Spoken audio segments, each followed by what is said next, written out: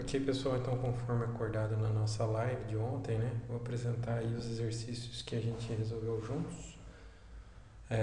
Vamos começar aí pelo exercício 2, né, nessa figura 1A, duas partículas, uma de carga Q1 e Q2, são fixadas no eixo X, separadas por 8 centímetros. E aí uma partícula 3 de carga positiva deve ser colocada entre as duas partículas para que produzam uma força resultante sobre ela. E aí a figura 1b ilustra a relação entre essa força e a posição da partícula 3, né?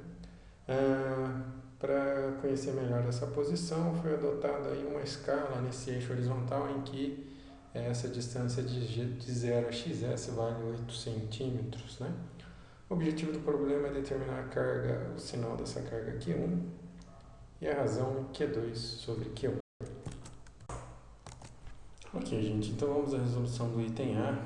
Nós vamos usar aqui quando a posição da partícula 3 for 2, essa daqui, a intensidade da força resultante que é obtida pela projeção, né, dessa curva, né, no eixo vertical vai ser zero. Na posição x igual a 2, essa projeção vai estar na altura do zero, então essa força resultante aí é nula. Isso só pode acontecer se as duas cargas Q2 e Q1 tiverem o mesmo sinal, né? Se elas tiverem o mesmo sinal, ou ambas vão estar repelindo a carga Q3, ou ambas estarão atraindo, né? E isso vai ser possível, com isso vai ser possível produzir uma força resultante negativa. O que não ocorre se as cargas Q1 e Q2 tiverem sinais contrários. Aí, com uma carga Q3 entre as duas, ou ambas vão estar atraindo essa carga, ou ambas vão estar repelindo, né? Ou uma vai estar atraindo e a outra repelindo e vice-versa. Então não vai haver como uma força resultante se anular entre as partículas 1 e 2 nesse caso. Então a gente conclui que Q2 e Q1 têm o mesmo sinal, mas ainda dá para avançar um pouquinho mais. Ó, na posição 4 centímetros, a força resultante aponta para Q1. Se a gente olhar aqui no gráfico, quando x for 4, veja que a intensidade da força está num valor negativo, né, desse eixo, já que ele cresce para cima, ó, aqui é mais 1, aqui é menos 1. Então aqui a força com certeza é negativa, uma força negativa aqui, então vai estar apontando para a partícula 1. Né?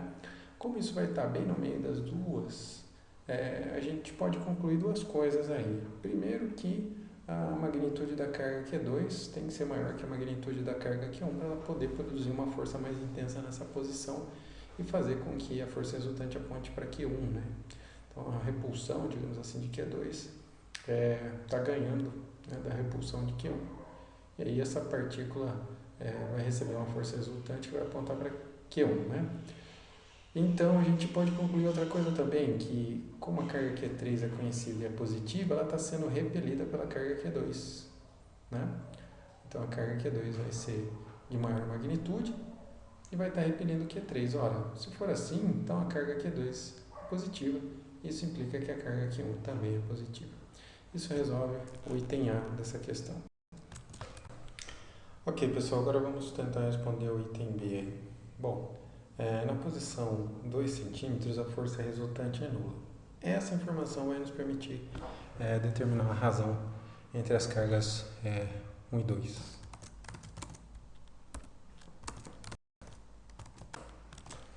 Então tá, pessoal, se na posição 2 a força resultante é nula, decorre disso que as forças que a partícula 1 imprime na 3 e a partícula 2 imprime na 3 são de mesma magnitude, né? E aí a gente pode usar a lei de Coulomb para estabelecer a razão entre as cargas 1 e 2, né? Então, expressando aqui cada uma das forças pela lei de Coulomb, a gente constrói essa proporção.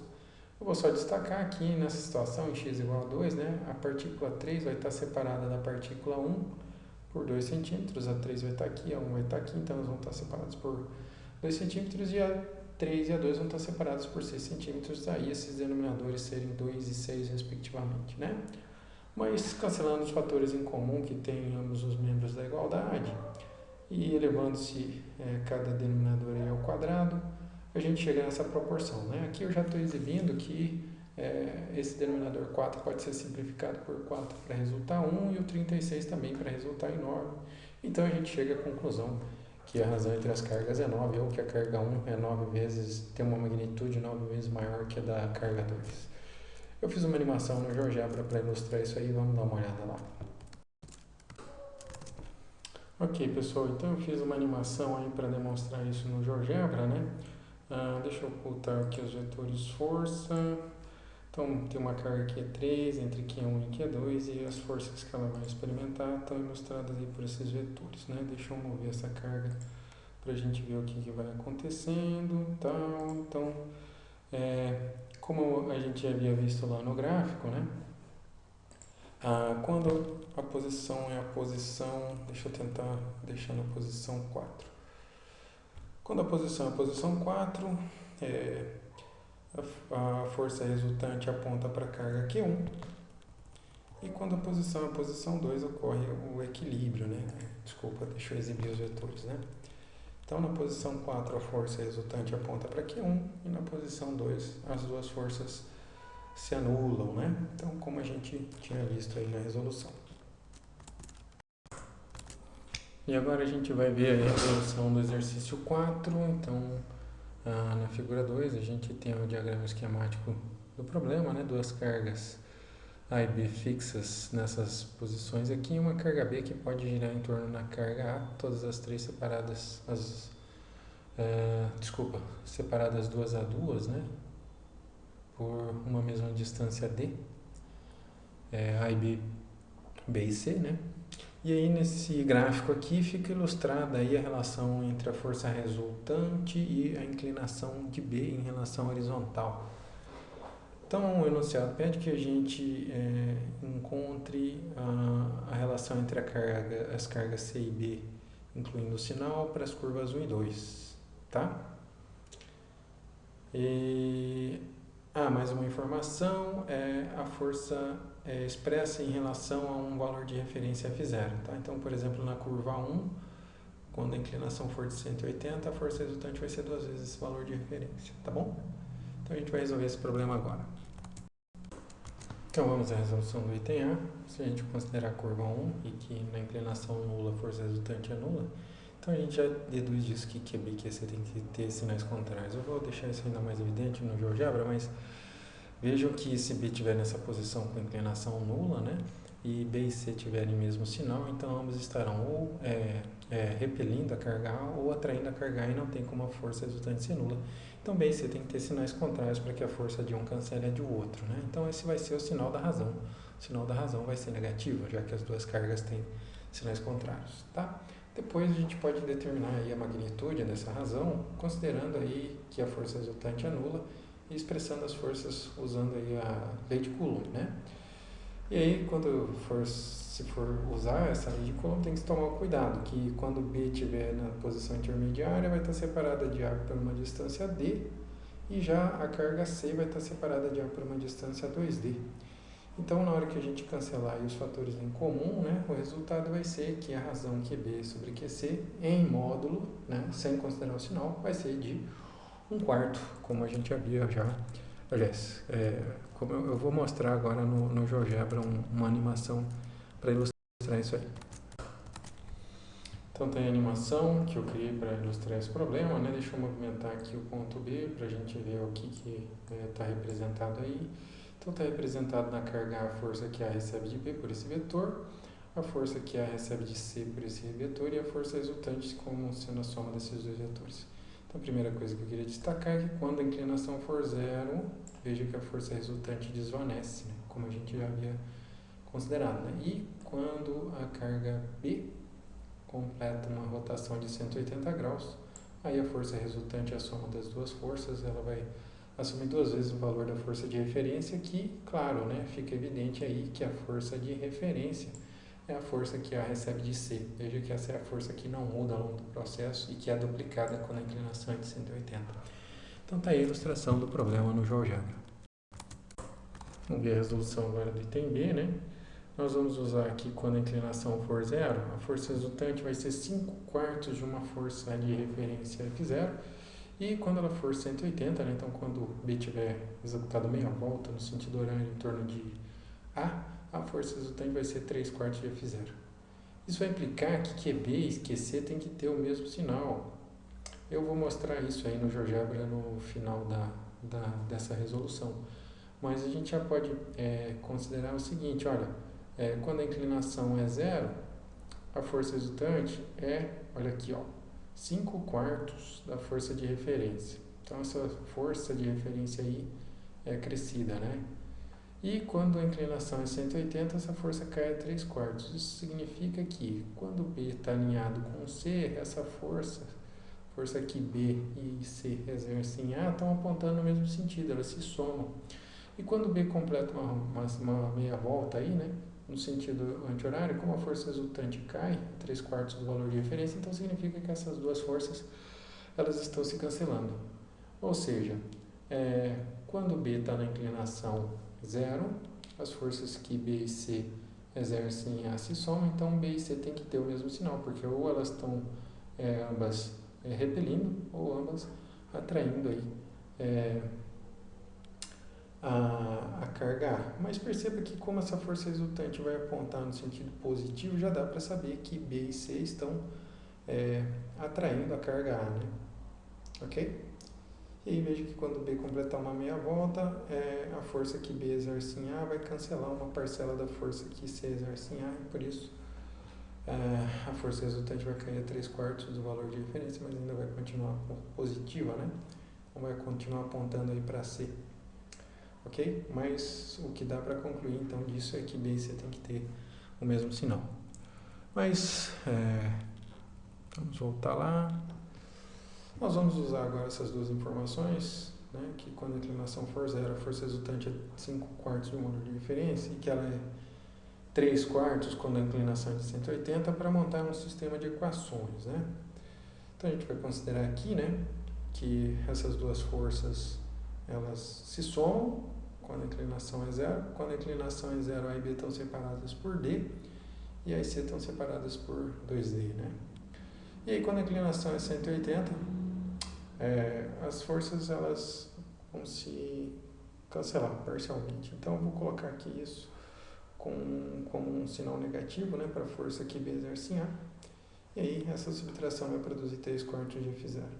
Bom, a gente pode colocar aqui todos os fatores em comum desses dois termos em evidência, né, fatorar a expressão no membro esquerdo dela, tanto na primeira equação quanto na segunda. Isso vai produzir aí um fator que é A sobre 4πy0d² vezes esse parênteses, né? Só pegar cada termo aqui e dividir pelo fator em comum para encontrar aqui o primeiro termo do parênteses vai ser só QB, né? A gente vai ter extraído aí que A sobre 1 sobre 4πy0d², então vai sobrar só o QB, e aí o outro termo vai sobrar só o 2 ao quadrado, que é 4. Analogamente, na outra equação, a gente vai encontrar esse resultado aí. Aí a gente pode, por exemplo, dividir as duas equações, e isso é feito dividindo-se membro esquerdo por membro esquerdo, igualando isso à divisão dos membros direitos das duas igualdades. Quando a gente fizer isso, os fatores vão se cancelar, né? E nós vamos encontrar esse resultado aí. Agora a gente pode multiplicar cruzado nessa proporção para encontrar essa igualdade, distribuir esse produto, né, para encontrar essa outra igualdade, e aí rearranjar para que todos os termos que contêm QB fiquem de um lado e os que contêm QC fiquem do outro. Então, vou passar o QB para a esquerda, aliás, o menos 5QB para a esquerda ele vai ficar positivo e o outro termo vai para a direita, vai ficar negativo. Quando a gente fizer essa soma, do lado esquerdo nós vamos ter 8QB e do lado direito, quando a gente fizer a subtração, o resultado vai ser 2QC sobre 4, que pode ser simplificado para QC sobre 2, e daí a gente conclui que a razão entre as duas cargas é 1 sobre 16. E aí a gente conclui essa resolução. Vamos ver a animação aí no GeoGebra. Então tá a animação que eu criei para ilustrar, né, esse problema. Vamos mostrar aí quais são as quantidades envolvidas. Então aqui as cargas A, B e C. A força que B exerce em A, né, tá aqui.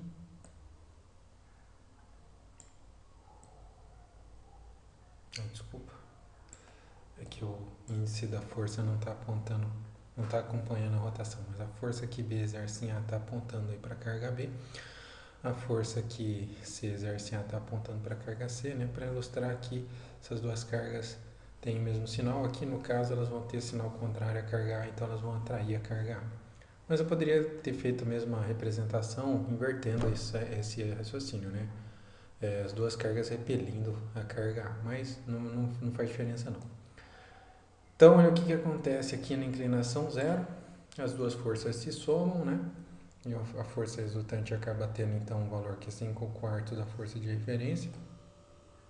Então a força de referência a gente também já pode visualizar, né? Que é a força que B exerce em A. Né? Essa força vai ter sempre a mesma intensidade porque a distância que B guarda de A vai ser sempre as mesmas, já que a trajetória é uma semicircunferência, né? E a força resultante é esse vetor aqui, que é a soma desses dois. Então, quando a inclinação é zero, os dois vetores estão apontando para a direita, eles vão se somar. E quando a inclinação é de 180, a força que A exerce em C está apontando para ela, né? E a força que B exerce em C está apontando ao contrário. Então, a força resultante fica reduzida a 3/4 de um valor de referência na condição em que a inclinação é 180 e ela se soma. Vai valer 5/4 desse valor quando a inclinação é zero. Então agora a gente vai para o exercício 5, né? Em que se considera aí a configuração de uma molécula NH3 como de um tetraedro, com os íons H+ formando a base e o ápice formado pelo íon N-, né? O comprimento da aresta desse tetraedro aí é de 1,64 vezes 10⁻10 metros e o objetivo é calcular a força que atua sobre cada um dos íons, né? Como o tetraedro é base triangular, né? O ângulo entre os vértices vai valer 60 graus. Tá? O ângulo entre as arestas, desculpa. Assim, o ângulo considerando os vértices, né? O ângulo entre as arestas considerando os seus vértices vai valer 60 graus. Essa foi a pista do autor, essa daí é a representação do problema. Ok, então vamos à resolução desse problema. Em princípio, né? Eu vou calcular só, pessoal, a força no íon N-, vou deixar as outras três forças para vocês. Então vamos lá. Para calcular aquela força, tudo que nós vamos precisar fazer é aplicar a lei de Coulomb, tá? 1 sobre 4πy0, produto das forças, dividido pela quadrada da distância que separa as duas cargas, apontando numa direção que vai ser uma direção da linha que passa pelos centros das duas cargas e que vai apontar ou numa atração ou numa repulsão em relação a delas, né? Dependendo do sinal das duas cargas.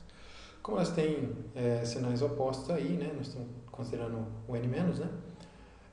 As forças vão apontar aí no sentido atrativo, né?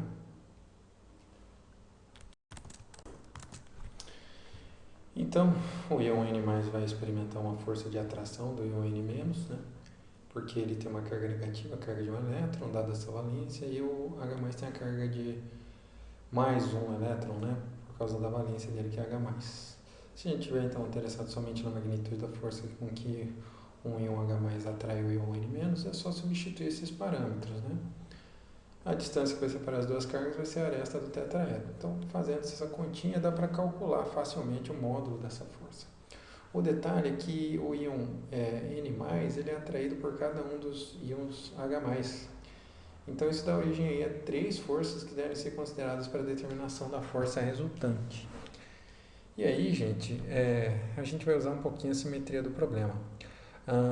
A força resultante vai apontar para baixo, como eu vou mostrar aqui na animação, aliás, no diagrama que eu fiz no GeoGebra. Então tá aí o diagrama esquemático do problema, ilustrando aí as 3 forças, né, que estão agindo sobre o íon N+, e eu vou exibir agora as componentes paralelas ao plano horizontal de cada uma dessas 3 forças F1, F2 e F3, eu vou mostrar que elas vão se cancelar. Então, deixa eu exibir essas forças aí, eu já deixei prontinho aqui para usar. São esses vetores aqui, isso, esse e esse, né? Então, a princípio não é tão evidente aí que essas 3 componentes, vejam que são as componentes que são paralelas a um plano horizontal, né? Elas estão num plano horizontal que passa aqui por N, né? Se a gente somar essas três forças, o resultado disso vai ser uma força resultante nula. Então, para deixar isso mais evidente, eu vou mostrar a visão para frente do eixo Z, que é essa daqui, e agora eu vou exibir a soma desses três vetores aqui. Então, o primeiro vetor vai ser, deixa eu ver qual que eu escolhi como primeiro. Opa, tá. Eu não sei o porquê que tá... é porque essa... Tá, desculpa. Já entendi o que está acontecendo. Deixa eu deixar a visão para frente do eixo Z. Ok. Agora eu desabilito essa função, senão ele vai sempre ficar executando essa operação de ver a partir da frente de alguma outra direção, né? Então tá desabilitado aí. Então eu já passei para cá a componente perpendicular F3, da F3, está aqui. Agora eu vou somar ela com a componente perpendicular ao plano, à direção Z, né? F2, está aqui. Então, força resultante, a gente tem que lembrar que é o vetor que vai ligar a origem da primeira extremidade do segundo, e na hora que eu colocar aí o terceiro vetor, na hora que eu colocar o terceiro vetor, vai ficar evidente que a soma dos três vai dar nulo. Então, se eu somar esse vetor com esse vetor com esse vetor, o resultado vai ser um ponto. Esse ponto é o vetor nulo. Então, esses três vetores paralelos ao plano horizontal ou perpendiculares à direção Z vão se anular. Então, esses vetores todos aí se anulam. Então, vou ocultá-los aí. Deixa eu ocultar. E somente as componentes, então, paralelas à direção Z vão se somar. E na hora que elas se somarem, o vetor resultante vai apontar, então, na direção menos K, né? Os três componentes aí, na hora que se somarem, vão apontar nessa direção aqui. Tranquilos? Então, o vetor resultante vai apontar na direção K da simetria do problema. Então, pessoal, a força resultante, nesse caso, vai ser 3 vezes uma componente paralela ao eixo Z de qualquer uma dessas três forças, já que elas vão ter a mesma magnitude, né? Todas as cargas têm a mesma magnitude, estão separadas da carga do íon N- pela mesma distância, que é a aresta do tetraedro. Então, essas três forças vão ter a mesma magnitude, então as três componentes vão ser exatamente iguais, né? E aí uma dessas componentes é obtida projetando-se a força na direção vertical, né? Que é essa direção que eu vou exibir aqui. Não, desculpa. Eu não exibi esse ângulo, deixa eu voltar então para o GeoGebra. Só um momento.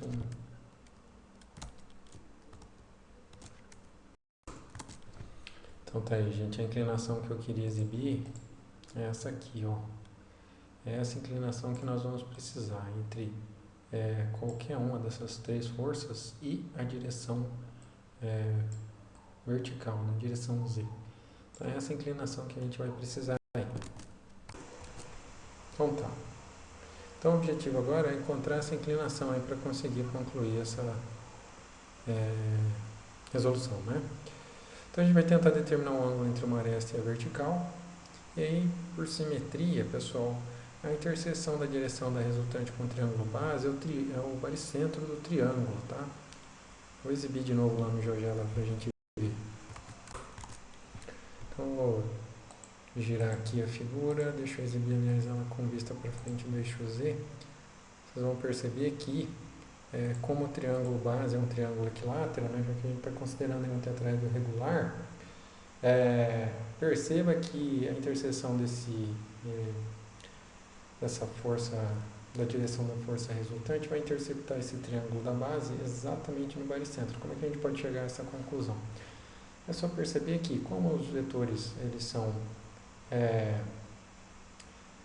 igualmente espaçados, né? Porque isso é um tetraedro regular, então esse segmento aqui vai ser a bissetriz interna desse ângulo, esse segmento aqui vai ser a bissetriz interna desse ângulo, esse segmento aqui vai ser a bissetriz interna desse ângulo. Então, um encontro das bissetrizes internas aí num triângulo equilátero é o baricentro dessa figura. Então, é por isso, exatamente por esse motivo, que essa direção intercepta a base, né, esse triângulo equilátero da base no baricentro dele. Então, como esse ponto vai interceptar o baricentro, ele vai estar a 2/3 da altura desse triângulo equilátero. Isso é uma propriedade aí, de um baricentro de um triângulo, não só de um triângulo equilátero, né, mas o baricentro de um triângulo aí divide aí a altura numa proporção de 2:1. Então esse segmento vai ter o dobro dessa distância aqui. Então ele vai valer L raiz de 3 sobre 3, como eu vou exibir na sequência. Ó. Então eu estou considerando agora esse triângulo aqui para encontrar a inclinação θ. Deixa eu só explicar que como o baricentro do triângulo divide sua altura em uma proporção de 2:1 e a altura de um triângulo retângulo é L raiz de 3 sobre 2, então o segmento que vai formar a base desse triângulo aqui, ó, que a gente está considerando, vai ter comprimento L raiz de 3 sobre 3, né? Se a gente multiplica por 2/3 L raiz de 3 sobre 2, o 2 cancela, vai sobrar só o L raiz de 3 sobre 3. E aí o seno dessa inclinação aqui vai ser cateto oposto, L raiz de 3 sobre 3, dividido pela hipotenusa, que é L. Quando a gente fizer essa divisão, L vai se cancelar, e daí dá para determinar o seno. E aí em qualquer calculadora, se a gente calcular a função seno inversa aí, né, o arco cosseno, a gente consegue encontrar aqui esse ângulo de 35,26 e aí substituindo lá naquela expressão a força e a inclinação, a gente encontra que essa força resultante vai ter essa intensidade 2,10 vezes 10 a menos 8, apontando na direção menos K, como o ilustrado. Então foi isso que a gente viu na nossa live de ontem, né? Era o meu plano para hoje. Muito obrigado e até a nossa próxima videoaula.